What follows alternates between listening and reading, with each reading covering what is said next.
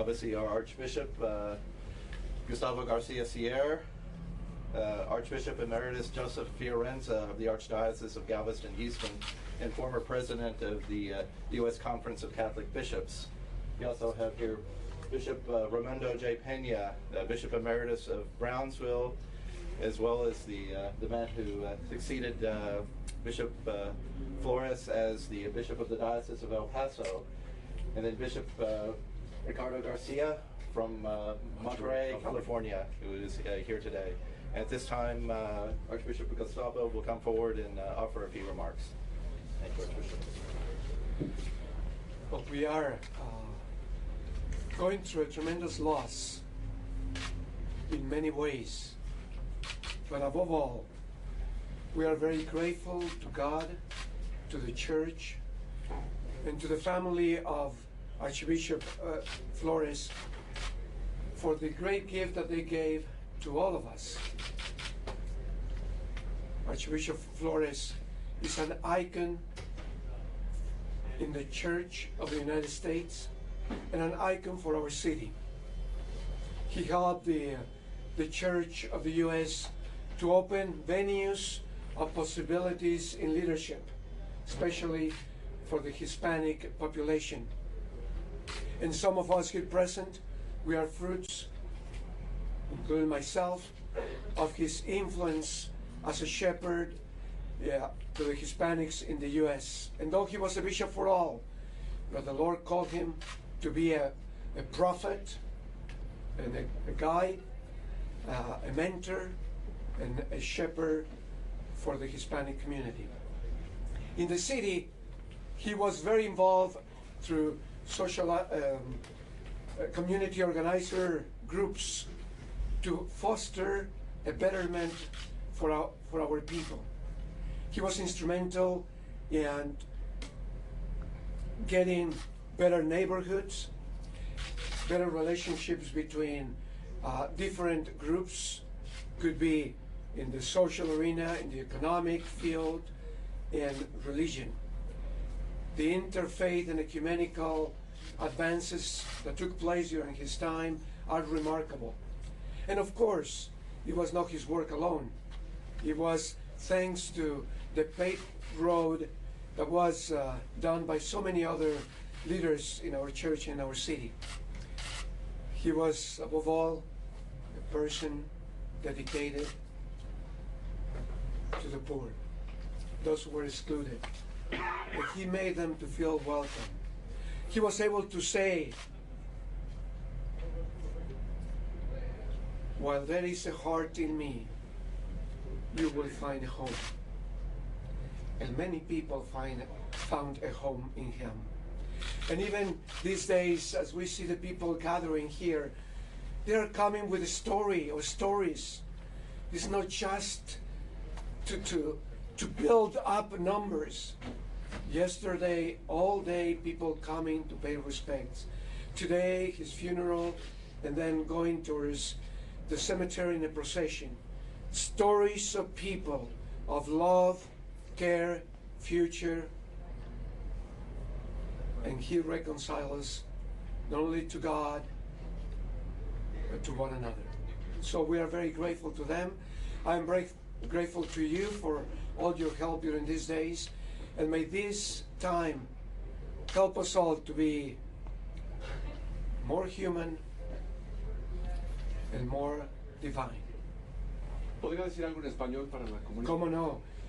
Estamos celebrando a un gran hombre, nacido en Texas, hijo de mexicanos, y él como mexicoamericano abrió puertas después de muchas dificultades y problemas, discriminación, luchas por trabajo, poder ser incorporado a la comunidad. Él surgió por la gracia de Dios, el llamado que él recibió a ser sacerdote, surgió como un gran líder en nuestra comunidad. Y no solo aquí en San Antonio, sino para los Estados Unidos. La Iglesia americana está orgullosa de tener una persona como el Arzobispo Patricio Flores en medio de nosotros, porque él no se ha ido, ya murió y en la fe sabemos que va a resucitar con el Señor. Él está vivo entre nosotros y nos seguirá acompañando. Los frutos son abundantes. Ayudó mucho al liderazgo de la Iglesia Católica en los Estados Unidos. Me refiero a abrir el paso a futuros obispos, a futuros sacerdotes, religiosos, diáconos. Abrió el camino a muchas personas que no encontraban su lugar a través de los sacramentos y la enseñanza de la palabra de Dios. Pero también en la ciudad de San Antonio, Él ayudó mucho a favorecer los grupos sociales de trabajo por las comunidades, a favorecer las calles, la luz, los medios básicos para la existencia de las personas. Visitaba a los pobres, entendía sus necesidades, las comunicaba las necesidades a la ciudad, y junto con la ciudad y con muchas otras personas pudieron dar futuro y oportunidad a muchas personas. Él es un gran hombre para nosotros y, como decía, no es algo del pasado solamente, es del presente y del futuro. Él puede decirnos, si estuviera aquí físicamente con nosotros, lo siguiente: mientras exista un corazón en mí, ustedes, tú, encontrarás un hogar. Gracias por su presencia. Archbishop Flores, if you would have to.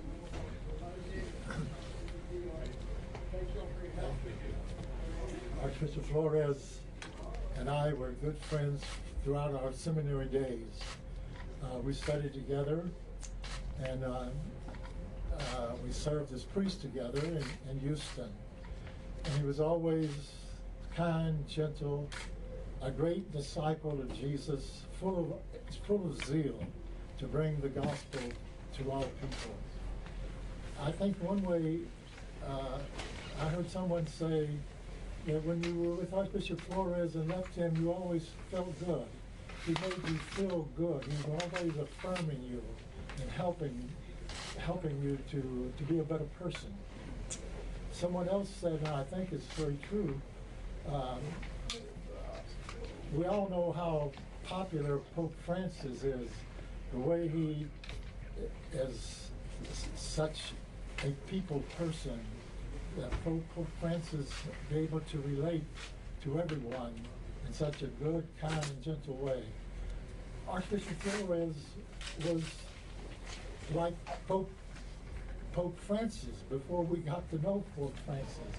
If we wanted to have a good idea of the type of bishop Archbishop Flores was, well, we can sort of compare him to Pope Francis. So I know that the Archdiocese is missing this wonderful disciple of Jesus and a great bishop, and all of us who know him very well will miss him greatly as a friend, and the way in which he helped all of us to be a better person, a better disciple of Jesus.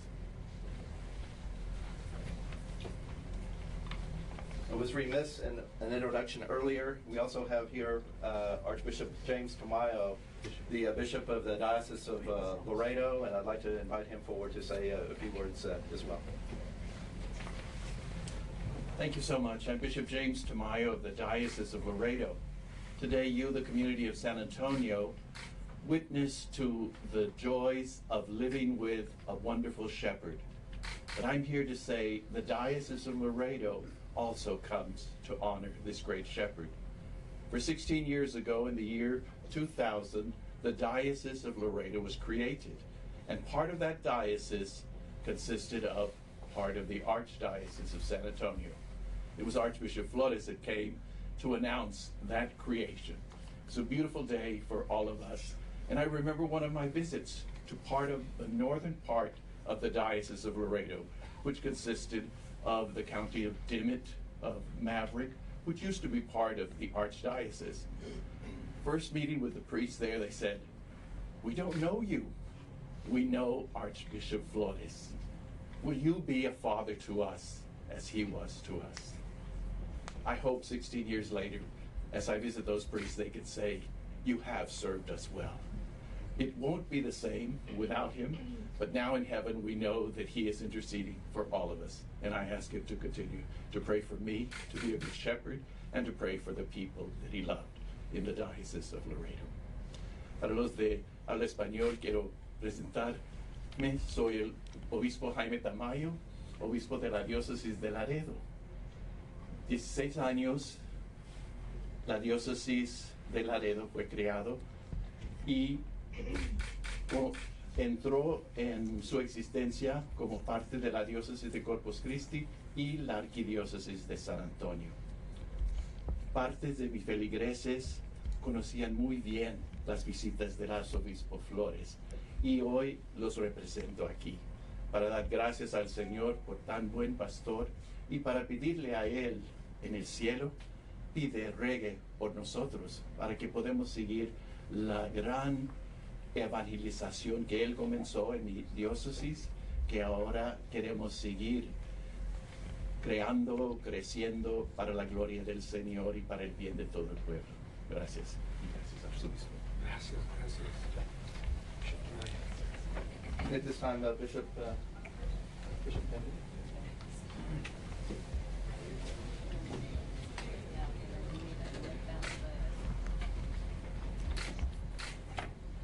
I was thinking of privilege that Archbishop Flores had a great role to play in my own life.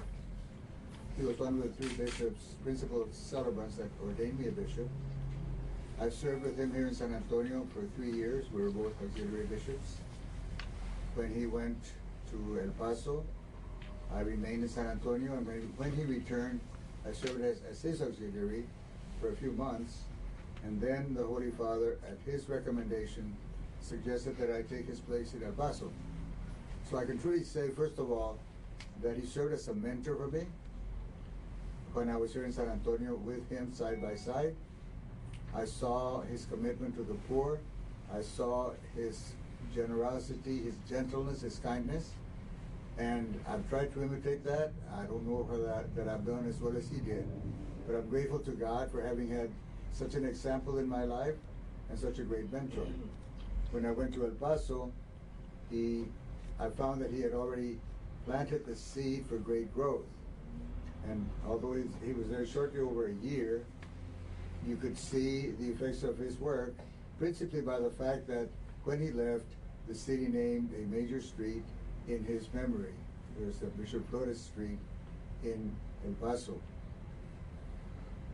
As a shepherd, he was very gentle with the people, very committed to the poor, committed particularly to the underprivileged, to those in the peripheries, as Pope Francis would say. He was committed to COPS, whom he founded in San Antonio. He established a similar organization in El Paso. And these organizations, through his leadership and his example, provided great social justice efforts to bear fruit both there and here. He was always committed to the poor, and he was always committed to sound doctrine, to sound teaching. He sang beautiful songs, and through his songs, he helped us all to enjoy our faith and to enjoy the gift of life that the Lord has given to all of us. I'm grateful to God for having given me the opportunity to learn from him. I'm grateful to God for all that he was able to do as chief shepherd in San Antonio, chief shepherd in El Paso, and now as a mentor and a chief shepherd for all of us throughout the United States, because for a number of years, he was really the Hispanic bishop in the United States. So although he worked in San Antonio, he also responded to needs of the Hispanic communities throughout the country. He probably had more frequent flyer mileage points than anyone in the world. But he did it not because he wanted points, but because he wanted points with the Lord, or more important, he wanted the Lord to have points with the hearts of all the Hispanic people in our country. So I'm grateful to God for that, and I'm grateful to God for having given me the opportunity to learn from him and to imitate his virtues and his kindness. Estoy muy contento de estar con ustedes. para despedir a un gran pastor. Monseñor Flores, por la gracia de Dios, fue uno de los 3 obispos ordenándome obispo a mí como los principales celebrantes de la misa. Me enseñó muchas cosas por su ejemplo mientras serví con él aquí en San Antonio y plantó la semilla para que yo luego siguiera el trabajo que él empezó en El Paso. Le doy gracias a Dios porque me dio la oportunidad de aprender de él y de imitarle. Le pido al Señor que siga respondiendo a su intercesión que hará por nosotros en el cielo, para que el Evangelio se siga proclamando, se siga escuchando y se siga sirviendo a todo el pueblo hispano y a todo el pueblo católico de los Estados Unidos y de Texas, particularmente de aquí de San Antonio, de El Paso y de todo el estado. Que Dios los guarde, los bendiga y les conceda mucha paz. Now Bishop Garcia from California. I'm another Garcia. There's quite a few of us around in the world. And we're so blessed to have another Garcia right here, as you are, I know. Well, my story is a long story with Archbishop Flores. I've known him for many, many years. And I think all of us priests and bishops really need a model, a mentor, as other bishops have said today. And certainly he has been that for me. He has shown me the way to be a good priest and hopefully a good bishop as well for these 19 years that I've been a bishop. I visited him here often, over at his own house, and knew of his many gifts for the people and his love for the people here in the Archdiocese of San Antonio. I see him as a role model for me, one that I can really look up to and try to follow in my years now as a bishop as well. When I was ordained a bishop 19 years ago, I asked him to please be there for my ordination in Sacramento, and right away he said yes. And I asked him to do me the favor of accompanying me down to where my mother was because she had suffered a great stroke, so she was in a wheelchair. And I remember how sensitive and how wonderful he was to my mother. As I went down to ask for her blessing, he was by my side. But I think that's an image that I think I will always remember in my life, because he's always been by our side, the side of the people who need him, the side of the people who especially admire him and love him so much as all of you do, and of all of us as well. I thank him very much also for his sense of humor. I don't know if you remember this, but when he first came here, he told us that even the phone company is Mexican here, Taco Bell. I don't know if you remember that or not, but I always remember that saying, that he said that.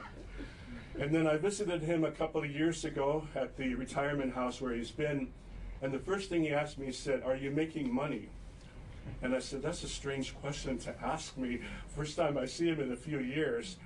And I stopped to think maybe God was telling him something that I needed to do, because we're paying off all the retrofitting of our missions. We have 7 missions that St. Junipero Serra founded in our diocese. So I'll always remember his sense of humor, his love for the people, his insight in how to be a good priest, how to be a good bishop.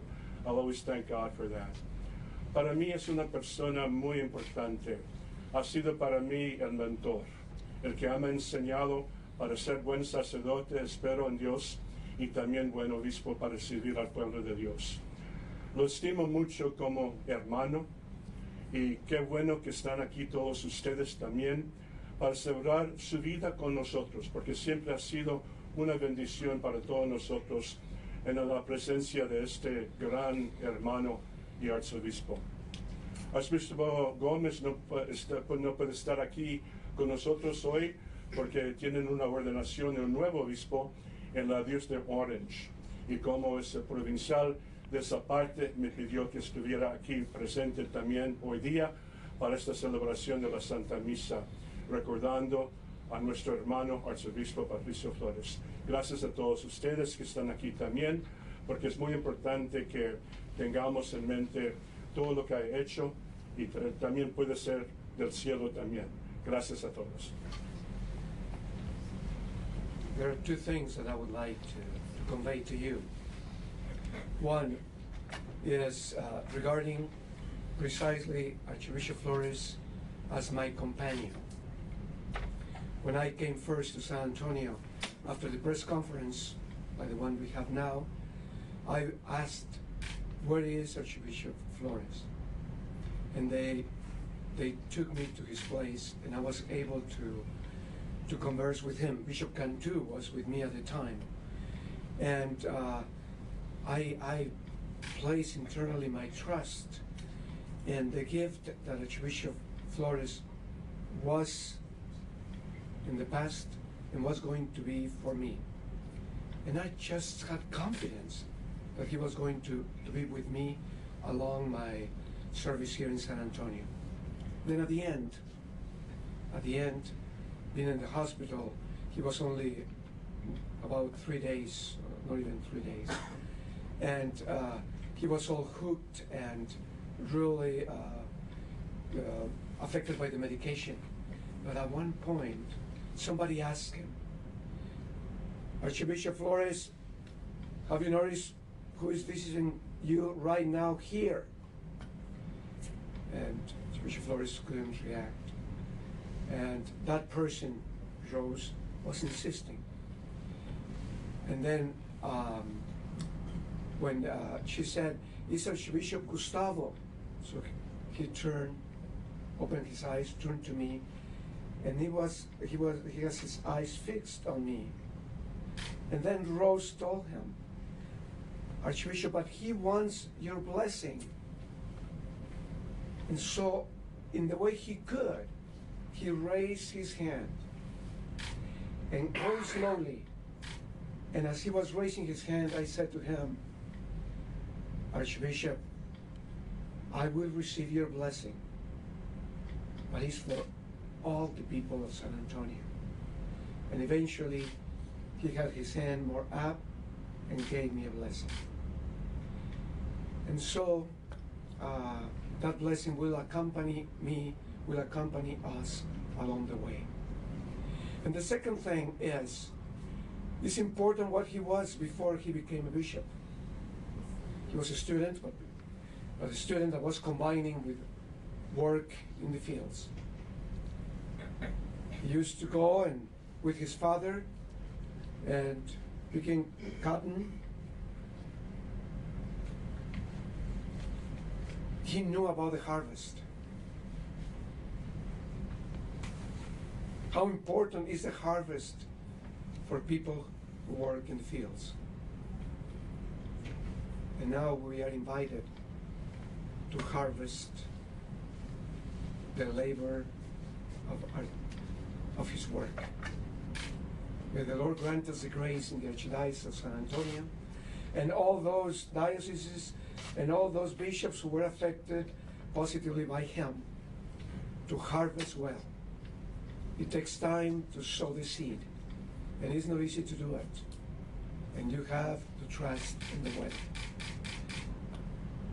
We trust that the presence of Archbishop Flores will help us to harvest well the blessings of the Lord in our lives.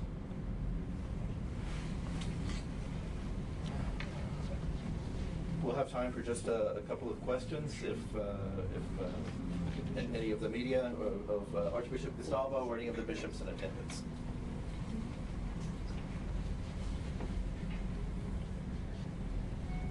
¿Alguna pregunta?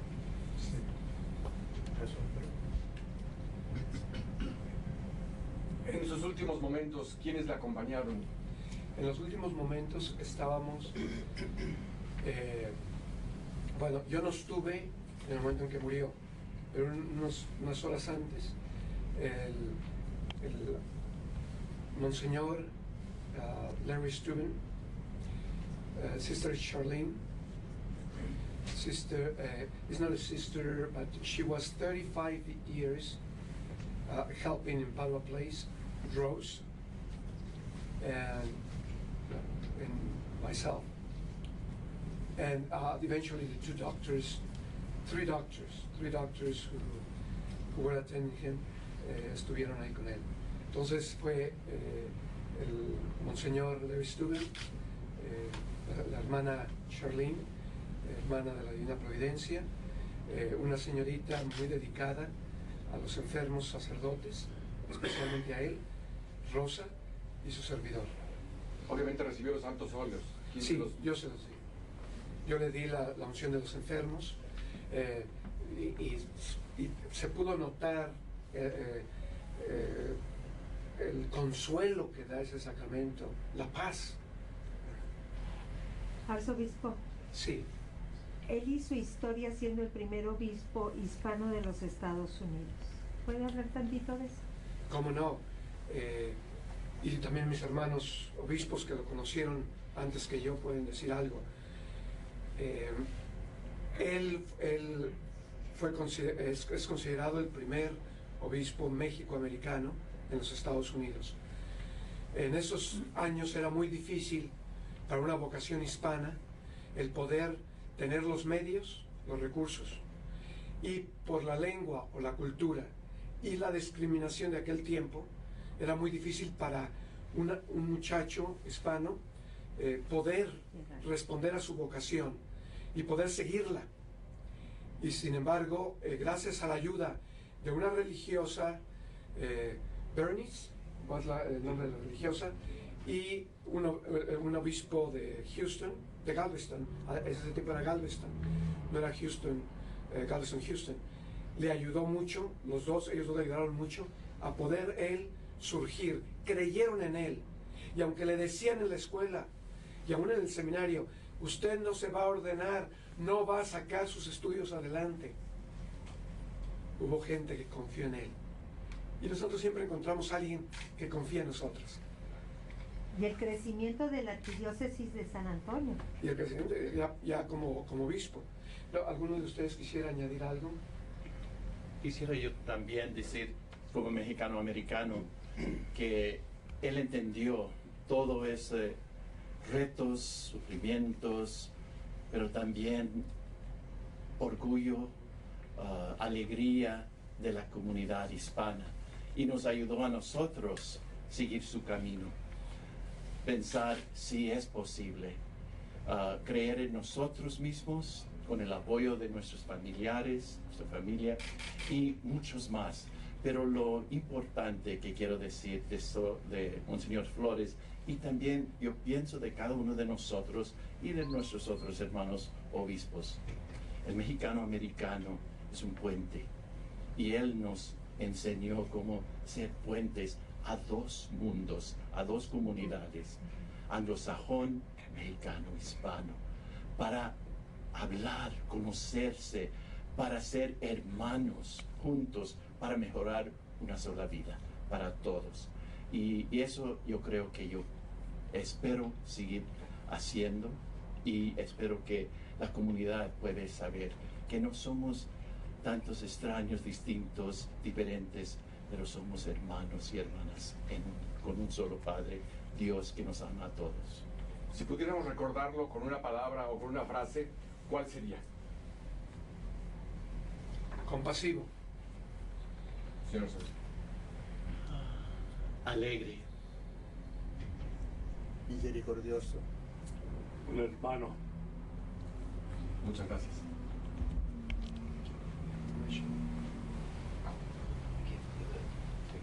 Thank you very much.